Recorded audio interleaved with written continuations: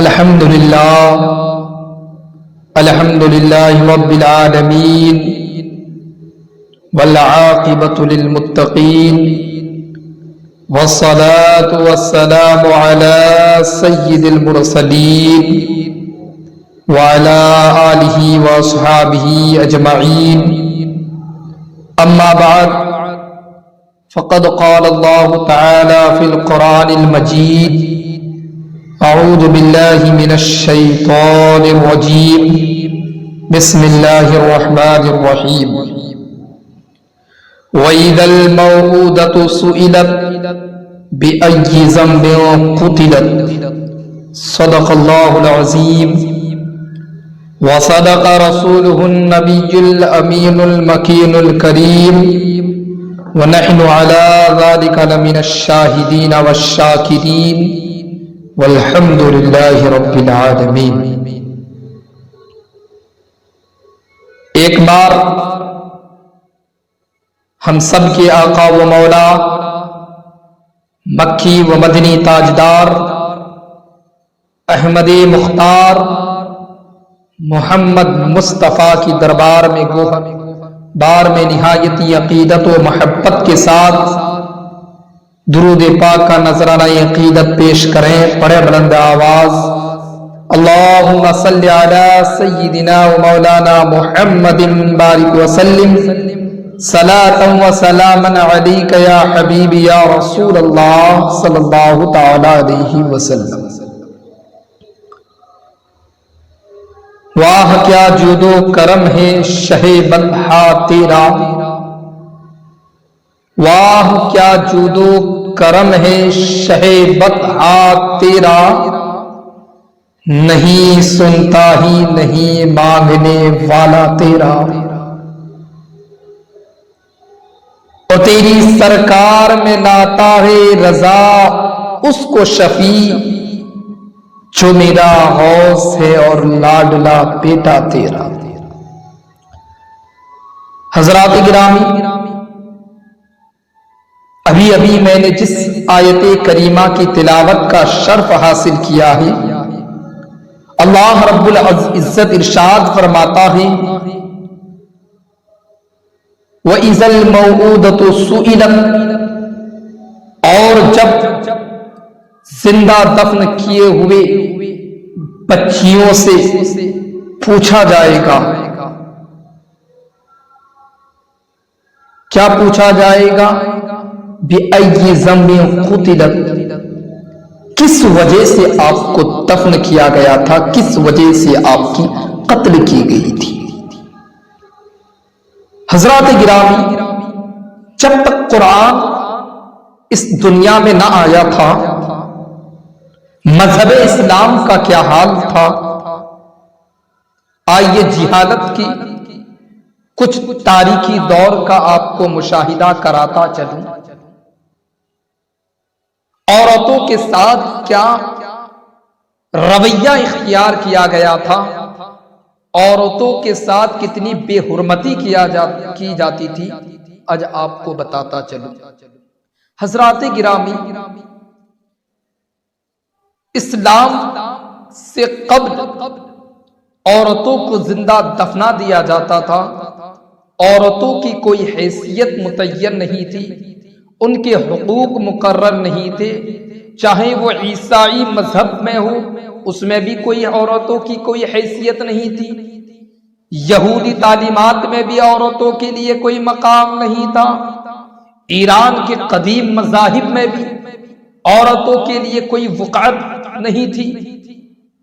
شاستروں اور ویدوں کی تعلیمات میں بھی عورتوں کے لیے کوئی مستقل شخصیت یا مذہبی حیثیت نہیں تھی۔ لیکن مسلمانوں، جیسے ہی قرآن اس دنیا میں آیا تو ہر ایک کے حقوق مقرر ہوئے، ہر ایک کی حیثیت تسلیم کی گئی، تاکہ خدا کی اس بستی میں کوئی بغیر حیثیت کے نہ رہے۔ حضرات گرامی، لیکن اس تاریخی دور میں بھی کچھ ایسے نفوس قدسیہ تھی، کچھ ایسی ذاتیں تھیں جو زندہ درگور ہونے سے بچیوں کو بچا لیا کرتے تھے۔ آئیے آج میں آپ کو بتاتا چلوں، بہت ہی مشہور شاعر فرزوق کے دادا ساسیہ بن ناجد المجاشی کا ذکر آتا ہے۔ علامہ آلوسی نے طبرانی کے حوالے سے روح المعانی میں لکھا ہے کہ وہ بارگاہ نبوی میں حاضر ہوتے ہیں، ہونے کے بعد عرض گزار ہوتے ہیں، یا حبیبی یا رسول اللہ، فدا کا امی و ابی، میرے ماں باپ آپ پر قربان ہو جائیں۔ یا رسول اللہ، یا حبیب اللہ، میں نے زمانہ جاہلیت میں کچھ نیک کام کیے ہیں، میں نے زمانہ جاہلیت میں کچھ نیک افعال کیے ہیں، کیا مجھے اس کا بدلہ ملے گا؟ تو آقا دو جہاں ارشاد فرماتے ہیں، اے میرے پیارے صحابی، بتاؤ تو صحیح کہ تم نے کیا نیک کام انجام دیا ہے؟ تو وہ صحابی رسول عرض گزار ہوتے ہیں، یا رسول اللہ، یا حبیب اللہ، زمانہ جاہلیت میں جس دور میں عورتوں کی کوئی حیثیت نہیں تھی، جس دور میں بچیوں کو زندہ درگور کر دیا جاتا تھا، اس پرفتن ماحول میں میں نے 360 بچیوں کو زندہ درگور ہونے سے بچایا، اور ہر ایک کے بدلے 10 ماہی کا بن اونٹنیاں اور ایک اونٹ بطور فدیہ ان کے باپوں کو دیا، کیا مجھے اس نیک عمل کا اجر ملے گا؟ تو سرکار اقدس ارشاد فرماتے ہیں، اے میرے پیارے صحابی، اللہ رب العزت نے تمہیں اس نیک عمل کا اجر اسی دن دے دیا تھا جس دن اللہ نے تجھے ایمان لانے کی توفیق دی، جس دن رب کائنات نے تجھے نعمت ایمان سے سرفراز فرمایا۔ حضرات گرام، لیکن اس ظالمانہ رسم کا پوری طریقے سے قلاقبہ اس وقت ہوا جب اللہ کے رسول سرور کائنات رحمت للعالمین بن کر پوری کائنات میں تشریف لائے اور بیٹی کو وہ شان و مقام عطا کیا جو باعث شرمندگی تھی وہی باعث فخر بن گئی، جو اپنے والدین کے لیے آڑ کی وجہ تھی وہی اب وجہ سر افتخار بن گئی۔ یہ میرے آقا کی آمد کے صدقے اور آپ صلی اللہ تعالی علیہ وسلم کے وسیلے سے عطا ہوا، تو پھر ہمیں کہنا چاہیے کہ تیری قدموں میں آنا میرا کام تھا، میری قسمت جگانا تیرا کام ہے، میری آنکھوں کو ہے دید کی آرزو، رخ سے پردہ اٹھانا تیرا کام ہے، تیری چوکھٹ کہا اور میری چبی، تیرے فیض کرم کی تو حد ہی نہیں، جن کو دنیا میں کوئی نہ اپنا کہے ان کو اپنا بنانا تیرا کام ہے۔ حضرات کرام، آئیے میں آپ کو ابھی آپ نے عرب کی جہالت تاریخ کدا دور کا مشاہدہ کیا، لیکن اسلام نے عورتوں کو کیا حیثیت دیا ہے وہ بھی بتاتا چلو۔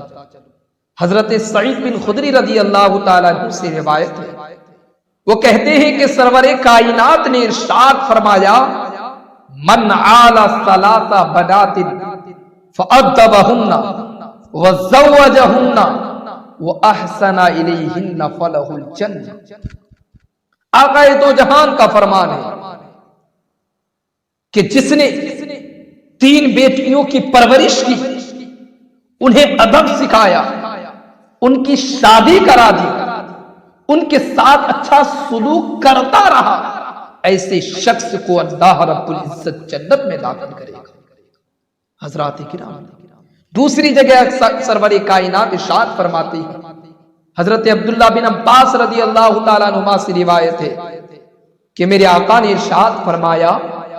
من کانت لہ انثی فلم یبدھا ولم یہنھا ولم یؤثر ولدہ علیہا ادخلہ اللہ الجنہ۔ بولو سبحان اللہ۔ سرکار فرماتے ہیں کہ جس کے یہاں بیٹیاں پیدا ہو، پھر وہ شخص اس کو ذلیل نہ سمجھے، اس کو ذلت کی وجہ نہ سمجھے اور اپنے بیٹوں کو اس پر ترجیح نہ دے، ایسے شخص کو بھی اللہ رب العزت قیامت کے دن جنت میں داخل کرے گا۔